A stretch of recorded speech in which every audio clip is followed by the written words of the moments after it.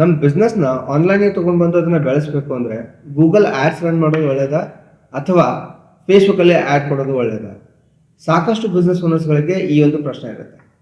So ಹಾಗಾದರೆ ಯಾವ್ದು ಮಾಡಿದ್ರೆ ಒಳ್ಳೆಯದು? ಈ ಪ್ರಶ್ನೆ ನಿಮಗೂ ಇದ್ದರೆ ಈ ವಿಡಿಯೋನ ಕೊನೆವರೆಗೂ ನೋಡಿ. ನಮಸ್ಕಾರ, ನನ್ನ ಹೆಸರು ವೀರೇಶ್ ಬಸವರಾಜ್. ಲರ್ನರ್ ಸೋರ್ಸ್ಗೆ ನಿಮಗೆ ಮತ್ತೊಮ್ಮೆ ಸ್ವಾಗತ. ಇನ್ನೂವರೆಗೂ ನೀವು ನಮ್ಮ ಚಾನಲ್ಗೆ ಸಬ್ಸ್ಕ್ರೈಬ್ ಮಾಡ್ಕೊಂಡಿಲ್ಲ ಅಂದರೆ ಕೂಡಲೇ ಸಬ್ಸ್ಕ್ರೈಬ್ ಮಾಡ್ಕೊಳ್ಳಿ. ಡಿಜಿಟಲ್ ಪ್ಲಾಟ್ಫಾರ್ಮಲ್ಲಿ ನಿಮ್ಮ ಬಿಸ್ನೆಸ್ನ ಬೆಳೆಸೋದಕ್ಕೆ ಸಾಕಷ್ಟು ಫ್ರೀ ಟಿಪ್ಸ್ಗಳನ್ನು ನಾವು ತೊಗೊಂಡ್ಬರ್ತಿರ್ತೀವಿ. ಹಾಗಾದ್ರೆ ಇವತ್ತಿನ ಮೇನ್ ಟಾಪಿಕ್ ಏನಂದ್ರೆ, ನಮ್ಮ ಬಿಸ್ನೆಸ್ನ ಆನ್ಲೈನ್ ಪ್ಲಾಟ್ಫಾರ್ಮಲ್ಲಿ ತೊಗೊಂಡ್ಬಂದು ಬೆಳೆಸಬೇಕು ಅಂದರೆ ಗೂಗಲಲ್ಲಿ ಆ್ಯಡ್ ಕೊಡೋದು ಬೆನಿಫಿಷಿಯಲ್ಲ ಅಥವಾ ಫೇಸ್ಬುಕ್ಕಲ್ಲಿ ಆ್ಯಡ್ ಮಾಡಬೇಕು? ಇದನ್ನು ತಿಳ್ಕೊಬೇಕು ಅಂದರೆ ಗೂಗಲ್ ಆ್ಯಡ್ ಹೆಂಗೆ ವರ್ಕ್ ಮಾಡುತ್ತೆ ಮತ್ತು ಫೇಸ್ಬುಕ್ ಆ್ಯಡ್ ಹೇಗೆ ವರ್ಕ್ ಮಾಡುತ್ತೆ ಅನ್ನೋದನ್ನು ಅರ್ಥ ಮಾಡ್ಕೋಬೇಕಾಗುತ್ತೆ.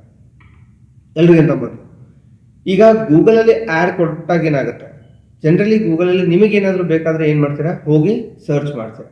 ಓಕೆ, ಸರ್ಚ್ ಮಾಡಿದಾಗ ನಿಮ್ಮ ಸರ್ಚ್ ಕ್ವರಿಗೆ ಗೂಗಲಲ್ಲಿ ಇರುವಂಥ ಎಲ್ಲ ಡಾಟಾಬೇಸ್ನ ಅದು ಕ್ರಾಲ್ ಮಾಡುತ್ತೆ. ಕ್ರಾಲಿಂಗ್ ಅಂದರೆ ಹುಡುಕಾಡಿ ಆದಮೇಲೆ ನಿಮ್ಮ ಕ್ವಶನ್ಗೆ ಅತ್ಯಂತ ಹತ್ತಿರವಾದಂಥ ಯಾವ ಸೊಲ್ಯೂಷನ್ ಇದೆ ಅದನ್ನು ತಂದು ನಿಮ್ಮ ಮುಂದೆ ಇಡುತ್ತೆ.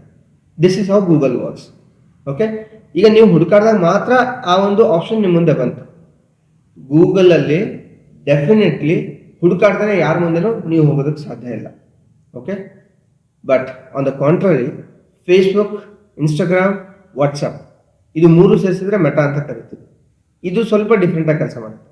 ಇದೇನು ಮಾಡುತ್ತೆ ಅಂದರೆ, ನಾವು ಮೆಟಾದಲ್ಲಿ ಆ್ಯಡ್ ಕೊಟ್ಟಾಗ, ಫೇಸ್ಬುಕ್ ಮತ್ತು ಇನ್ಸ್ಟಾಗ್ರಾಮಲ್ಲಿ ಆ್ಯಡ್ ಕೊಟ್ಟಾಗ ನಾವೇ ಟಾರ್ಗೆಟ್ ಮಾಡ್ಬೋದು ಯಾರಿಗೆ ಯಾವುದ್ರಲ್ಲಿ ಇಂಟ್ರೆಸ್ಟ್ ಇದೆ. ಅಂದರೆ ಫಾರ್ ಎಕ್ಸಾಂಪಲ್ ಇವಾಗ ನನ್ನ ಹತ್ರ ಡಿಜಿಟಲ್ ಮಾರ್ಕೆಟಿಂಗ್ ಕೋರ್ಸ್ ಇದೆ ಅಂದರೆ ಡಿಜಿಟಲ್ ಮಾರ್ಕೆಟಿಂಗ್ ಕೋರ್ಸ್ನ ಯಾರು ಇಷ್ಟಪಡ್ತಿದ್ದಾರೆ, ಅದನ್ನು ಕಲಿಬೇಕು ಅಂತ ಯಾರು ಅಂದ್ಕೊಂಡಿದ್ದಾರೆ, ಸ್ಮಾಲ್ ಬಿಸ್ನೆಸ್ ಓನರ್ಸ್ ಯಾರಿದ್ದಾರೆ, ಅಥವಾ ಬಿಸ್ನೆಸ್ನ ಡಿಜಿಟಲ್ ಪ್ಲಾಟ್ಫಾರ್ಮಿಗೆ ತೊಗೊಂಡು ಬಂದು ಬೆಳೆಸಬೇಕು ಅಂತ ಯಾರಿಗೆ ಆಸೆ ಇದೆ ಅಂಥವ್ರಿಗೆ ನನ್ನ ಈ ಒಂದು ಅಡ್ವರ್ಟೈಸ್ಮೆಂಟ್ನ ತೋರಿಸಿ ಅಂತ ನಾನು ಆ್ಯಡ್ ಕೊಟ್ಟಾಗ ಏನಾಗುತ್ತೆ, ಆಟೋಮೆಟಿಕಲಿ ನಾವು ಪಿನ್ ಕೋಡ್ ಮುಖಾಂತರ ಕೂಡ ಸೆಲೆಕ್ಟ್ ಮಾಡ್ಕೋಬೋದು, ಏರಿಯಾ ವೈಸ್ ಸೆಲೆಕ್ಟ್ ಮಾಡ್ಕೋಬೋದು, ಆಮೇಲೆ ಊರುಗಳ ಹೆಸರನ್ನ ಹಾಕ್ಕೊಂಡು ಸೆಲೆಕ್ಟ್ ಮಾಡ್ಕೋಬೋದು. ನಿಮಗೆ ಯಾವ ಜಿಯೋಗ್ರಫಿ ಬೇಕೋ ಆ ಜಿಯೋಗ್ರಫಿನ ಸೆಲೆಕ್ಟ್ ಮಾಡಿಕೊಂಡು ನಾವು ಆ್ಯಡ್ನ ರನ್ ಮಾಡ್ಬೋದು. ಹೀಗೆ ಆ್ಯಡ್ ರನ್ ಮಾಡಿದಾಗ ಯಾವುದೇ ಒಬ್ಬ ವ್ಯಕ್ತಿ, ಇವಾಗ ನಿಮ್ಮದೇ ಎಕ್ಸಾಂಪಲ್ ತಗೊಳ್ಳಿ, ನೀವು ಸಾಧಾರಣವಾಗಿ ಯಾವುದೋ ಒಂದು ಪ್ರಾಡಕ್ಟ್ನ ಸರ್ಚ್ ಮಾಡಿರ್ತೀರ, ಗೂಗಲಲ್ಲಿ ನೋಡಿರ್ತೀರ, ಇಲ್ಲ ಅಮೆಝಾನಲ್ಲಿ ಚೆಕ್ ಮಾಡಿರ್ತೀರ. ಹೀಗೆ ಚೆಕ್ ಮಾಡಿದಾಗ ಏನಾಗುತ್ತೆ, ಸ್ವಲ್ಪ ಹೊತ್ತಾದಮೇಲೆ ನೀವು ಎಲ್ಲೇ ಹೋಗಿ, ನೀವು ಫೇಸ್ಬುಕ್ಗೆ ಹೋಗಿ, ಇನ್ಸ್ಟಾಗ್ರಾಮ್ಗೆ ಹೋಗಿ, ಯೂಟ್ಯೂಬ್ ಹೋಗಿ, ಎಲ್ಲಿ ಹೋದರೂ ಕೂಡ ನಿಮಗೆ ಅದೇ ಥರದ ಪ್ರಾಡಕ್ಟ್ಸ್ನ ಐಡಿಯಾಸ್ಗಳು ಮತ್ತು ಅದೇ ಥರದ ಪ್ರಾಡಕ್ಟ್ಸ್ಗಳ ಪೋಸ್ಟ್ಗಳಾಗಿರ್ಬೋದು ಮತ್ತು ಅದೇ ಥರದ ಪ್ರಾಡಕ್ಟ್ನ ನಿಮಗೆ ಅಡ್ವರ್ಟೈಸ್ಮೆಂಟ್ಗಳು ಕಾಣೋದಕ್ಕೆ ಶುರು ಆಗುತ್ತೆ. ಇದೆಲ್ಲ ಹೆಂಗಾಗುತ್ತೆ ಅಂದರೆ ನಿಮ್ಮ ಡಿವೈಸ್ನ ಪಿಕ್ಸೆಲ್ ಟ್ರ್ಯಾಕ್ ಆಗಿರುತ್ತೆ. ಓಕೆ, ಅದರಿಂದಾಗಿ ಆಟೋಮೆಟಿಕಲಿ ನಿಮ್ಮ ಮುಂದೆ ಅದೇ ಥರದ ಪ್ರಾಡಕ್ಟ್ಸ್ಗಳ ಆ್ಯಡ್ಸ್ಗಳು ಬರೋದಕ್ಕೆ ಶುರು ಆಗುತ್ತೆ. ಗೂಗಲಲ್ಲಿ ಸರ್ಚ್ ಮಾಡಿದಾಗ ಮಾತ್ರ ಬರೋದ್ರಿಂದ ಲೀಡ್ಸ್ಗಳು ತುಂಬಾ ಹಾಟ್ ಇರುತ್ತೆ.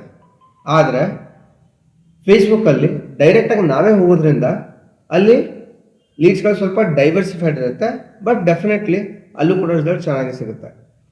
ಗೂಗಲಲ್ಲಿ ನೀವು ಆ್ಯಡ್ ರನ್ ಮಾಡಿದಾಗ ದುಡ್ಡು ಜಾಸ್ತಿ ಹೋಗುತ್ತೆ, ರಿಟರ್ನ್ ಬರುತ್ತೆ.